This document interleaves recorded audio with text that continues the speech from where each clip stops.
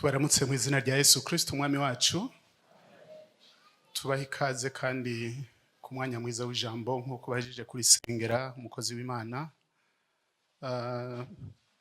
Abari kumwe natwe mu ikoraniro rya mbere murazi ko twakorewe n'umukozi w'Imana Mbonihankuye Kome, kandi yatubereye umugisha mu nyigisho yatwigishije ngo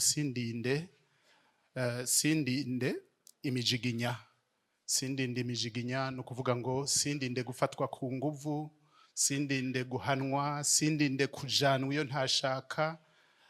Yasiguye ibintu bitari bike kandi byadufashije. Hari abantu benshi mu buzima bwabo bamenyerejwe gutozwa indero ari uko babanje gukubitwa. Mugabo umuntu ntaba mwiza kuko abanje gukubitwa, iyo ashoboye kubwirwa ikiri ciza akagikorera ko na cane cane yakibwiwe n'umwizigirwa. Abavyeyi bacu turabita bizigirwa, kandi nivyo akabura ntikaboneke nabo. Abavyeyi turabakunda, mugabo rimwe na rimwe hari aho bahemuka bakaduhemukira. Mugabo Imana mu ijuru n'umuvyeyi adahemuka. Iyo ubonye arinze gushiramwo inkoni kandi yavuga n'ijwi ryoroshe, ijwi riciye bugufi, burya Imana bene data iratekereza. Imana n'umuvyeyi ashobora kandi aturutira abandi bose twokwibaza ko botubera abavyeyi. Imana ntibesha, Imana n'umwizigirwa, Imana idukorera vyose ku buntu. Turi babi ikaba ari nziza, turagorana ariko ikatwihanganira. Ijambo rero twize ryari sindinde imijiginya. Yavuze kubijanye n'ifarasi, aravuga kubijanye n'inyumbu, ibyo bazishira mu menyo, kandi iyo bagomba gukatisha bakazikatisha zirinze kubabazwa mu menyo. Hari iyindi zaburi yasomye ivuga ngo ntimumere nk'ifarasi. Mwebwe nk'abantu ntimurinde kumera nk'ifarasi, barinda kuyikwega igatumbera iyo bashaka kuyijana ari uko babaje kuyibabaza mu menyo. Amajambo menshi yatubereye umugisha. None rero kubganje novuga ngo hamwe n'ivyo twumvise twarangije dusenze twisengeye kandi atanumwe avuyemwo.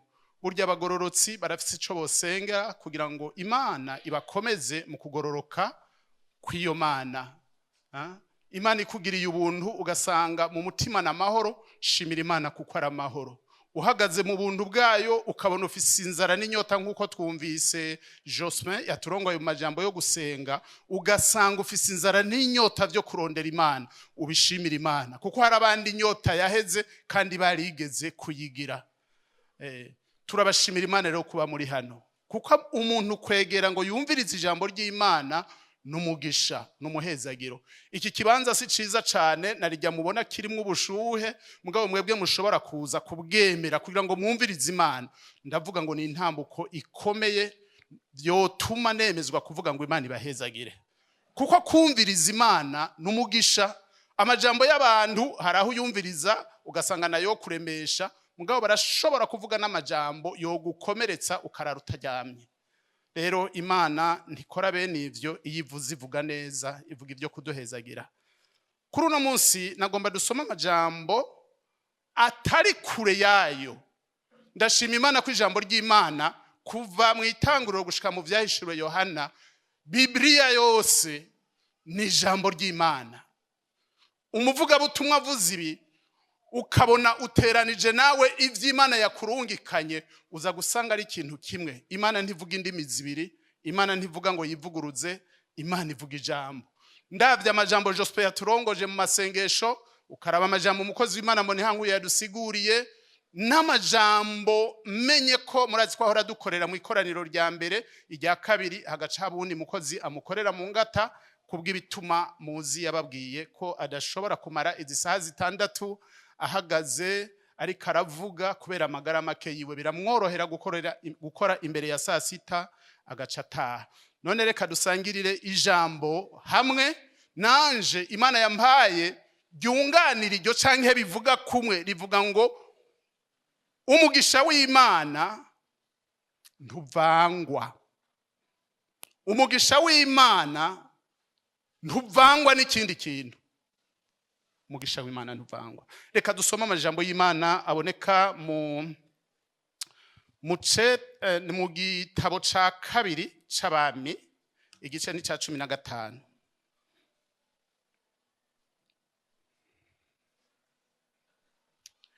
Igitabo ca kabiri c'abami mu gice ca 15 dusome umurongo wa mbere tugeze ku murongo wa 5.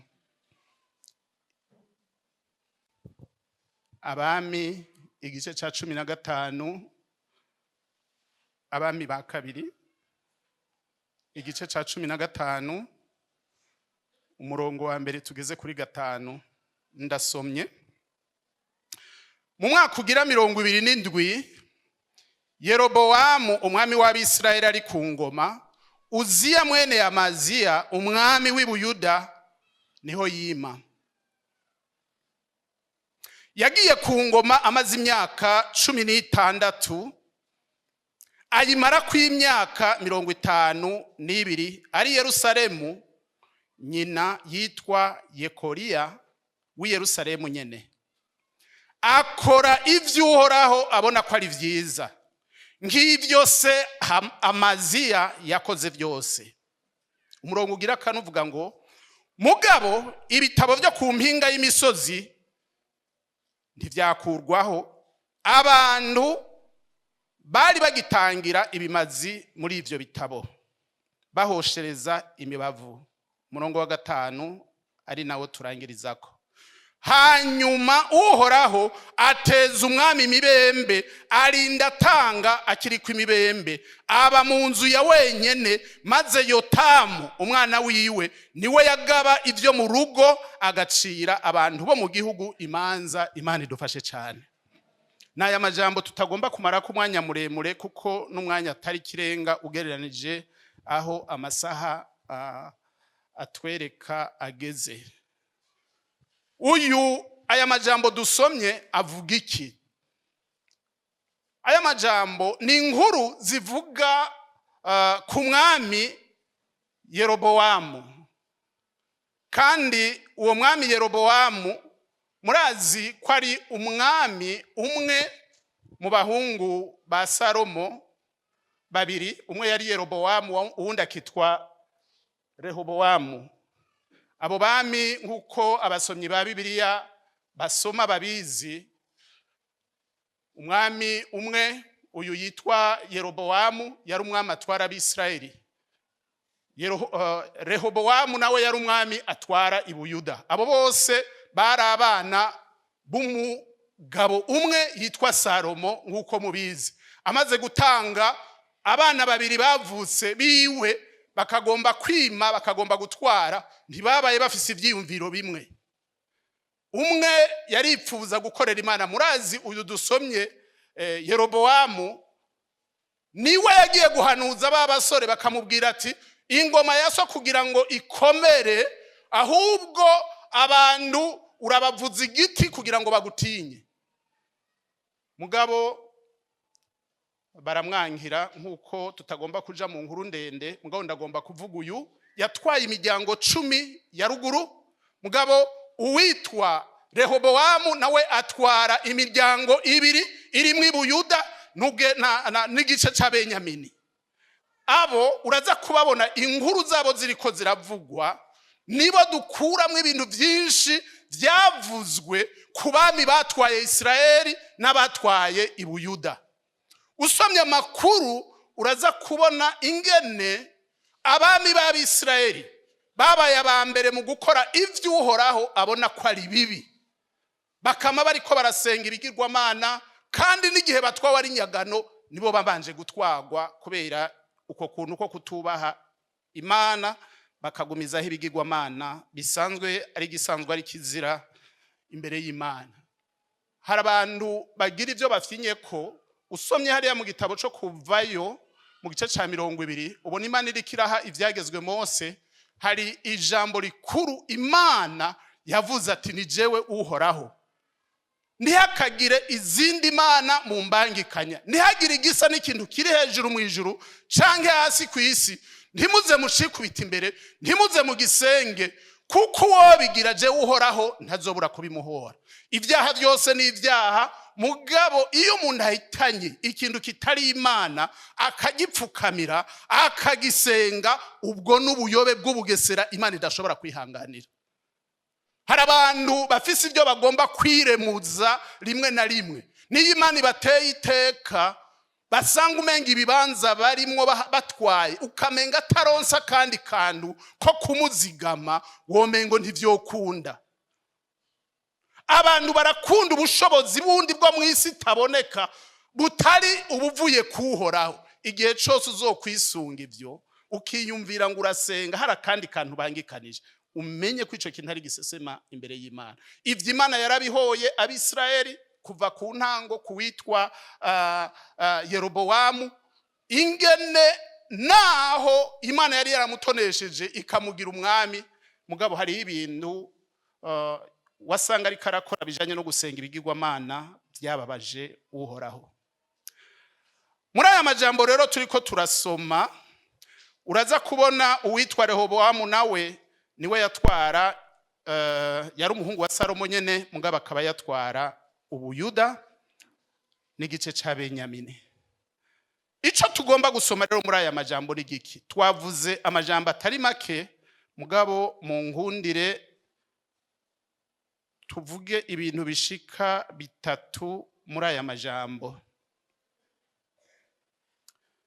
Aha bariko basigura abami b'iburaruko n'abami b'ubumanuko, iburaruko bw'Abisirayeli n'ubumanuko bw'Abayuda. Bariko baravuga urukurikirane rw'abo bami ingene bagiye batwara, hakaba batwaye neza, hakaba n'abatwaye ukutari kwiza, baba Abisirayeli baba n'ab'Ubuyuda. Abo bose barashobora gutangura batwaye neza, hanyuma bakaherukira nabi. Kandi iyo bakoze nabi naho baba batwaye neza ubwa mbere, uraza kubona Imana itabishira ku mutima, yarabahana kandi ikabahana yihanukiriye. Hano twayibonye rero muri wa murongo wa mbere avuga ngo mu mwaka ugira 27, aha bariko basigura uyu tugomba kumva yitwa Uziya mwene Amaziya, yari umwami w'Ubuyuda, niho yima. Uyu yari umwami wo mu gisokuruza kigira 9 ku bami b'Abayuda. Mugabo uwitwa Yeroboamu yari umwami agira 13 mu gisokuruza c'Abisirayeli, abami batwaye Isirayeli. Igihe rero bariko bagomba kuvuga uyu mwami, bariko bagereranya abamwitangiye, bariko bagereranya n'abagiye baramuherukira. Aha rero bavuga ngo yagiye ku ngoma amaze imyaka 16. Uyu mwami ariko aravugwa yagiye ku ngoma afise imyaka 16. Uziya mwene Amaziya. Kwima umuntu afise imyaka 16 nagize umwanya wo kucibazako.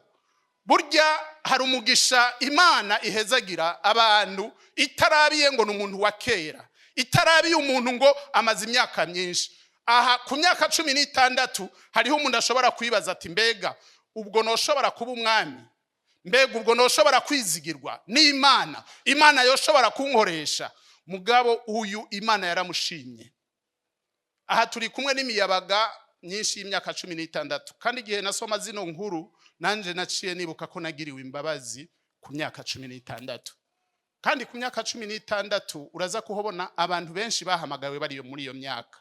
Aho ngomba kuvuga ngo umuntu naho yoba afise imyaka mike, ku rugezo rw'imyaka 16 Imana biyihimbaye ukayihimbara irashobora kugushiramwe ibanga abandi badafise. Imyaka 16 uraza kubona abantu bamaze gufata ingingo, decision yo kubana n'Imana akaramata, kuko aba ari umuntu afise ingufu zose, ubwenge bwose, inkomezi ziwe zose azitumbereje mu Mana. Uraza kubona ko uwo muntu atazovamo ikintu gisanzwe. Bibiliya rero ngaho ivuga ngo kuri iyo myaka 16 arima amara ku ngoma imyaka 52. Abagira ibiharuro uravye umuntu yimye afise imyaka 16 akamara ku butware imyaka 52, murumva ko uwo musore, uwo mupapa, uwo mwami ari umwami yatwaye umwanya muremure, kuko yatanguye gutwara akiri muto. aha ndagomba gukuramo iciyumviro gishobora gufasha abantu bakiri bato. Wemeye Imana ikagukoresha ukiri muto, hampanda yuko uzogira icubahiro kingana n'imyaka uzoba usigaje, ndakubwire ngo harimo no kuramba. Abantu batarengeje imyaka 16 canke bayifise muvuge muti amen. Banyumvise ubwo? Hariya niho mbona yo benshi mugabo ntibanyumvise. Abantu bamaze imyaka 16 nimba hari abari ngaha nibaza ha bariko barayirenza, si muri groupe de Rwanda. Baha barayirengeje. Nariko ndaraba nsanga benshi bari hariya. Narimvuze nti umuntu afise imyaka 16 agomba kuzobaho imyaka myiza ashimwe n'Imana no kuramba karamba. Mwanyumvise muvuge muti amen. Siho bari kandi atariho bari, biba bigomba gusigura ngo ivyabaye kuri basogokuruza bishobora kutabaraba. Mugabo hari umugisha guhamaga gukira umwana muto atarengeje imyaka 16, burya ntuburononekara. Mugabo ababizi ku myaka 16 niyo myaka abana benshi bononekariramwe. Baba batanguye, bamwe ubuyabaga babucagatije, abandi niho baba bakibwinjiramwo. Kuva kuri iyo myaka muza gusanga ari abana bononekarira. Mugabo uyu mwami turiko dusoma uwitwa Uziya, uraza kubona ariho yama kandi amara imyaka 52 ari ku ngoma aganziriza i Yerusalemu. Nagoma mbwire abayabaga turi kumwe, Imana ibakomeze kuza kumviriza ijambo ry'Imana, ntimubifate nk'ibisanzwe. Hari umugisha mu kwitunganya ku ishure ryanyu, hari umugisha ingene mushobora gutumbereza koriyanta ubuzima bwanyu bw'uno munsi n'ubwa kazoza. Nakijijwe mfise imyaka 16, nta munsi abandongoye bigeze bantenga, ndashimiye Imana. Si kubganje nuko Imana yangiriye imbabazi. Nta munsi bigeze bampagarika, haba muri korale, haba no mu miryango, nta bigeze bantenga. Murazi ko hari abadatengwa muri eglise mugabo bakabatenga mu miryango iwabo, kuko ari abana bagorana. Abandi baraza bakababohera kuri interna, ubajije amakuru uza kumva abavyeyi bavuga ngo ujya mwana aratugora, bagaca baza kumuremereza mutama directeur ngaha ati fata ibi bigaba urabe, ati mushire n'amasinyenge hariya kunuzenye, ati kuko gusimba portaye nibisanzwe kuri bo. Nagomba mvuge ngo bana turi kumwe b'imiyabaga, ugomba kubana ubuzima no kuramba mera nk'uyu mwami Uziya.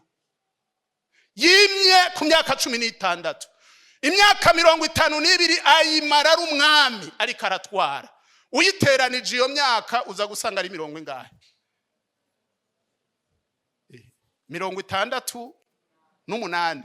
68 ntiwumva ko abagomba shikire ya myaka duhabwa yo kuramba ku rugezo rwa mbere.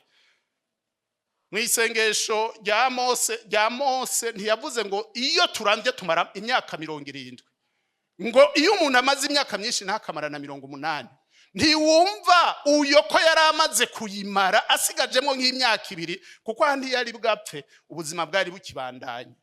Ndagomba kuvuga nti bana turi kumwe ngaha abatarengeje imyaka 16, ubaha Imana, Imana nayo izobubahisha. Sukuza n'abavyeyi babazanye ngo babashire hajya kuri Discovery muri interna ngaho umengo baje kubashira mu gasho. Oya, umuntu yakijijwe ari idegemvya, bamure habahuguruye canke habahugaye, kuko afise Imana mu mutima wiwe, ntabagora kandi nawe nyene ntiyigora. Turabipfurije kumera nka Uziya. Abanyumvise muvuge muti amen. Imana ndayishima, ni Imana irera, ni Imana itoza indero, ni Imana ikuza, ni Imana iguteye igitinyiro uratinyika, guhaye ubwenge ntawe mubunganya, iragahabwa icubahiro.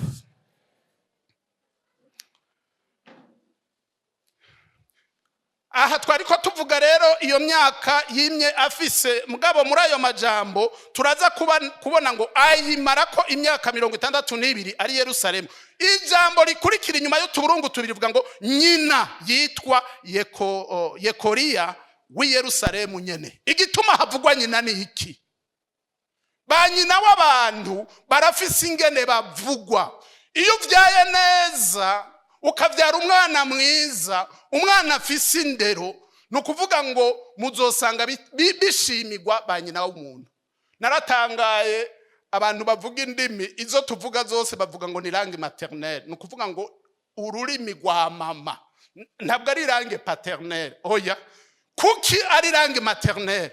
Ivyo babivuga mu Gifaransa, mugabo mu Congereza bavuga ngo iki? Mother tongue. Bivuga ngo n'ururimi rwa mama. Bigomba kuvuga ngo mama n'umuntu yigisha, mama n'umuntu agomba kurera. Ivyo ubonye umwana yakiriye vya mbere burya biba bikomotse mu musokoro wa mama. Mama ari umuntu atukana, umuntu wa mbere atukana umwana wo kwibere, amuriye amenyo kw'imboko arakubita. Nimba papa we bari baraye bashwana ngo urutwe rwa nkaso, sibyo? Akubita tuka umwana ngo rabe ingene rukanura amaso nkase. Umwana aravyumva, uramukubise kandi umututse se, ivyo se yakugize we nta ruhara bifisemwo, mugabo kuba umututse ubwa mbere uramwigishije ko nawe azotuka ngo heraba urutwe nkase. Abana bose bazomugira ico bamugize badahurije ngo rabe ivyiso nkase, kuko niwe wabimubariye. Mugabo uyu mwami y'imyaka imyaka 16 Uziya, mama wiwe amuvugwako kuko yabaye umumama mwiza. Nagoma nsaba aba mama turi kumwe ngaha, mugerageze musabe Imana. Ni mwebwe mwubatse imiryango, ni mwebwe mufashije ibibondo, ni mwebwe byari ngombwa ngo muvuge nk'abavugishwa n'Imana igihe mwaye muvuga iki canke kiriya ku muryango. Amajambo yandi akurikira ngaho uza gusanga Bibiliya ivuga ngo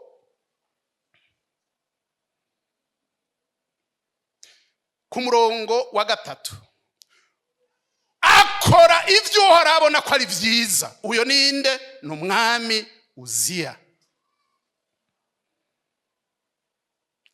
Akora ivyo uhora habona ko ari vyiza, ng'ivyo se Amaziya yakoze vyose. Uyu yari umwana w'umwami, nawe nyene akura atwara nk'ivyo yabonanye se.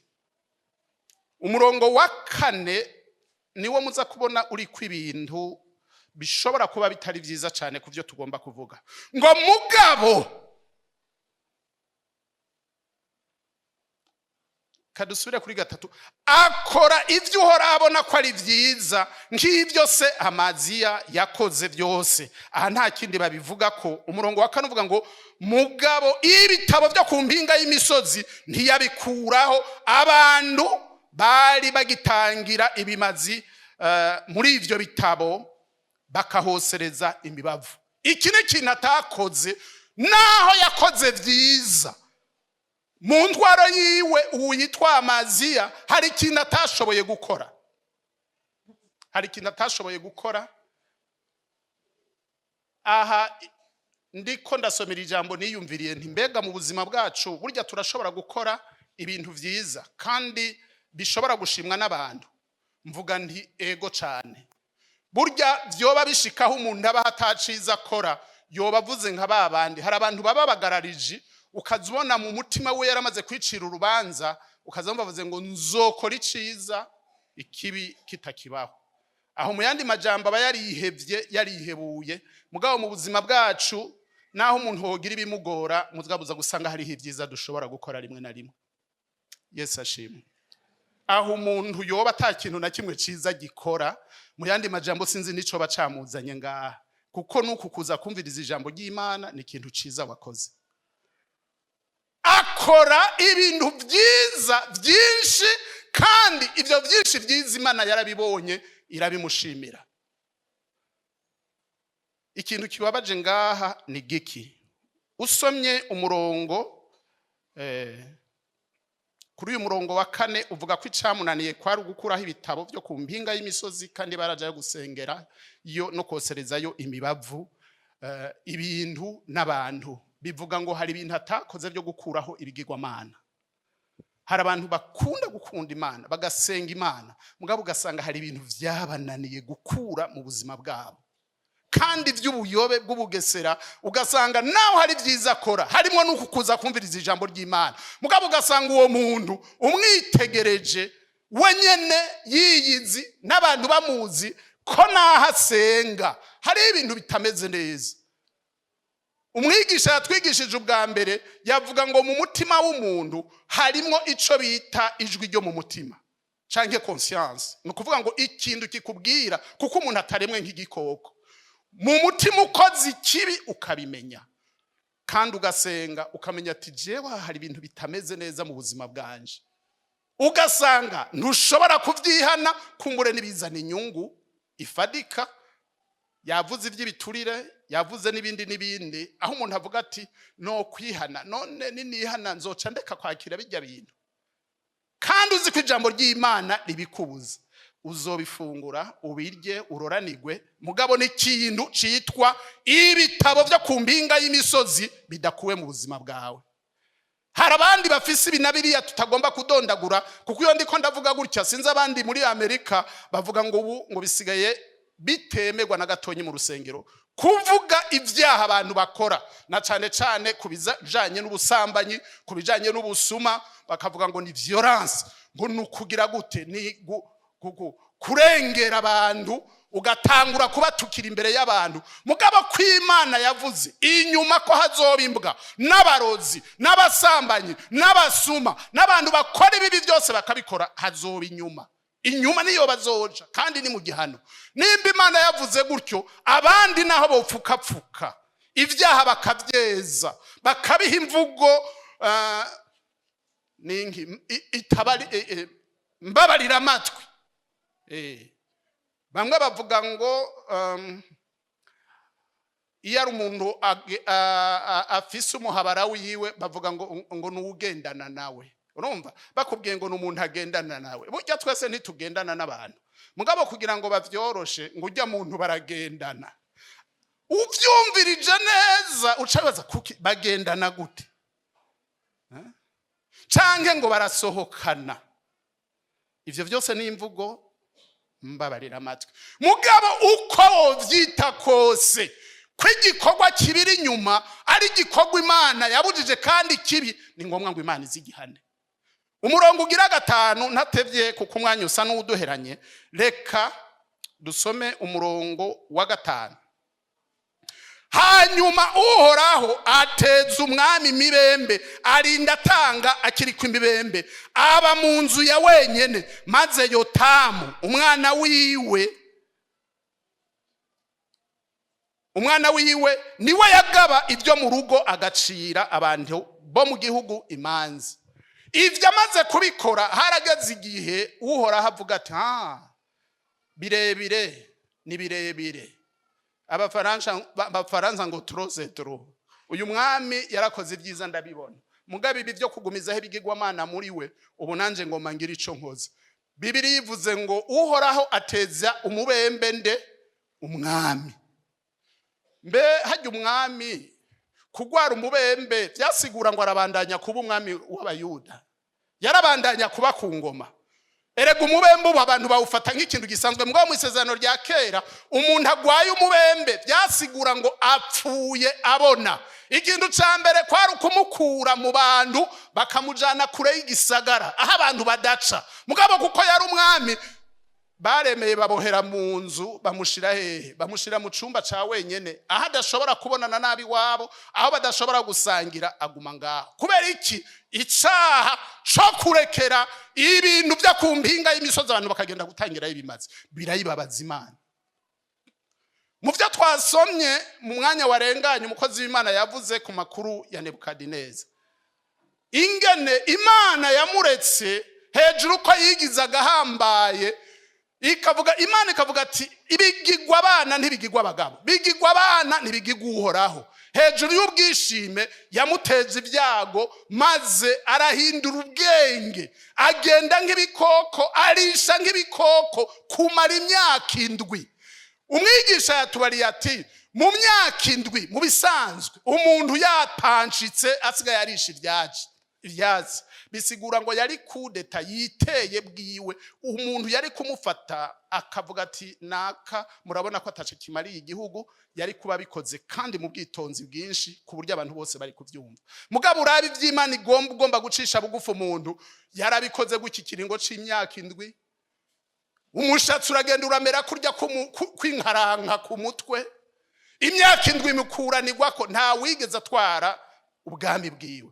Iyo myaka irenganye, Imana kugira ngo imubwire ati burya ni jewe nduta ibindi byose, ni jewe ndi hejuru y'amajuru, ni jewe ntuma abami bima, ni jewe ntuma abantu bagira ikiganza ciza.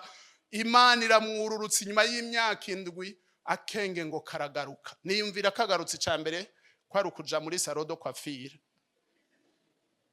Abantu kwari kumujana ngo babanze bakure kw'ivyo bishatsi, babanze bamukura inzara ngo zari zisigaye zimeze nk'izinkukuma. Iyo Mana rero igomba gucisha umuntu bugufi. Umwigisha yatwigishije ngo singomba kurinda gushigwa imijiginya mu kanwa. Uwo rero Imana mu buhinga bwayo yarinze kumushiramwe imijiginya, mugabo kandi akenge kagarutse yaravuze ati Imana yo mwijuru agahabwa icubahiro, niyishinga abami, niyishinga ibihe, niyishinga igihe cyo kuroranirwa n'ico kuburanirwa, izina ryayo nirihabwa icubahiro, kuko arabimenye witeranije n'Imana kutogenda uroraniwe naho vyogenda gute. Imana ishatse ngo ugende kuba kwa Rojante imyaka y'ubuzima bwawe bwose birashoboka. Uyu mwami Bibiri yivuze ngo Imana imuteza umubembe, aho yari ivuze ngo ubwami bwawe bugarukiye ngaha. Umuntu atagica imanza, umuntu atakibana n'abantu, ntiyarahejeje kwikuraho, ntiyarahejeje gukurwa mu bwami. Ijambo Imana yambaye kugira ngo dufashanye muri kino gitondo n'iryaye, nuko mu buzima bw'umuntu harimo ivyiza, kandi Imana ihezagira ivyo vyiza. Muvuge muti amen. Mu buzima bwawe harimo ivyiza, kandi Imana ihezagira ivyo vyiza Imana igukoresha. Muri wowe harimo ingabire, Imana ihezagira ingabire Imana yaguhaye. Mugabo Imana ihindukiye igasanga hampande y'ivyo vyiza byose bikurimwo hari ikintu kimwe wazigurije, hari ikintu kimwe kiyibabaza. Abavuga butumwa bakavuga ubutumwa, mugabo wowe ukabifata nk'ibisanzwe. Haragera igihe uko yakoreye uyu mwami maze ikamuteza umubembe kandi atasubiye kugaruka ku ngoma, niko ijambo turiko twiga rivuga ngo birashoboka ko hari ikibazo citwa umubembe kiri mu mutima wawe, kuko icyaha cose kigereranywa n'umubembe. Icyaha kitihanywe kigereranywa n'umubembe. Muri kahise umubembe watuma umuntu ava mu bantu akagenda gutabwa inyuma y'igisagara. Ntiyahabwa ibyo kujya n'abantu, bamushirira ibyo kujya ahantu nk'umunenwa atazosubira mu bantu na rimwe. Aha mvuge yuko mu buzima bwacu nk'abantu b'Imana harimo abafise ingabire zicaye hejuru y'umubembe watumye umuntu aba kure y'abantu. Umubembe ukagukura mu bantu ukagushira hirya y'abantu. Umubembe ukaba Imana itarawushira habona ngo iwuguteze, kuko hari ivyiza ikubonamwo, mugabo hari n'ibindi vyotuma Imana ikurakira kandi uzi nayo izi. Mu gitondo cy'uno munsi nari nimvuye ngo dusenge kuri iri jambo, dusenge twinginga Imana. Aha harimwo imigera y'abantu b'Imana bakorera Imana, kandi ugasanga abo nyene bariyizi ko hari ibibatsinda. Akaza umunsi wa mbere kuva ukwezi gutangura, ubu tugomba turangiza ukwezi kwa kabiri ku mwaka wa 2025, kuvuga ukwezi kwa ruhuhuma mu Kirundi. Indwi ya nyuma turiko tugomba kujamwo, tugomba tuyitangurire. Turagushima kuza ngaha, turagushima kuza gusenga, kandi hari ivyiza Imana yo gushima na twebwe tugushima. Mugabo nta kintu kiri muri wewe Imana nimba yahanye aba basogokuruza ku rugezo rw'abantu batoranijwe bitwa Abisirayeli, Imana ikamuhana kuko atakigendera mu mabwirizwa yayo. Mbega kuri twebwe nk'abantu bagiriwe imbabazi bara abanyamahanga, tukagirirwa imbabazi ku bwa Kristo, mbega ni twebwe Imana izoziguriza ngo umuntu ayikorere? Uno munsi akoze ibyiza abantu bakabishima, mu kanya gakora ibibi abantu barashobora kutabimenya, kuko n'abantu ntibashima ibibi, mugabo Imana yo mu ijuru yabibonye, wibaza ngo hari umugisha uzohezagirwa ku bwatsi. Wobura umuntu acisha ibintu ku ruhande, naje mvuga imvugo ibabarira amatwi, canke umuntu arya ibitari guyiwe. Sinzi umukozi w'Imana yavuze ati muri iki gihe biragoye ubuzima rukristo ingene tubaho, atutuza gusanga abantu bose dusigaye turi abafroderi. Yavuze ati n'ubuzima bwo gusenga kugira ngo Imana iturenganye bino bihe. Una munsi kugira ngo umuntu afise umuduga atwaza aronka gatorori, ugenda ahantu bacuruza ikibuni ngo nta kabuni wogira. Ako kabuni nyene kukazana yagakuye hehe? Ashobora kuba yakaguze mu mategeko, mugabo yisunze ibihe bihari, aterega nta rundi rudandazwa ruhari na kabuni nakaguze ku giciro cemewe n'igihugu, no kuvuga amafaranga ibihumbi 6 hanyuma ugacugura ibuni y'ibihumbi 35. Uyo muntu murumva vy'ukuri wovuga ngo nahasenga ntiwumva ko ari ubuzima, kandi hari naho atabindi yodandaza ngo bumuhe inyungu ingana ngiyo. Kugwiza na gatatu inyungu y'ikintu n'ubuzima bubabaje cyane, kandi umuntu abigira yumva ari sawa, kandi n'uwubigura nta yindi nzira ubaho. Mvuga ndi none umuntu agize analize akabiteranya hirya no hino, ikosa rifiswe nande? Nuwakagurishije, nuwakaguze. None kugira ngo ivyo bintu bije mu rugero rwiza byogenda gute? Ndagoma ngo iki naco tugisengere bene data. N'ubuzima buriko buratuma abantu baba mu bintu bitera, baba mu bintu bibabaje, mugabo mu ijuru hari Imana ibona ingene ivyo bintu bishoboka.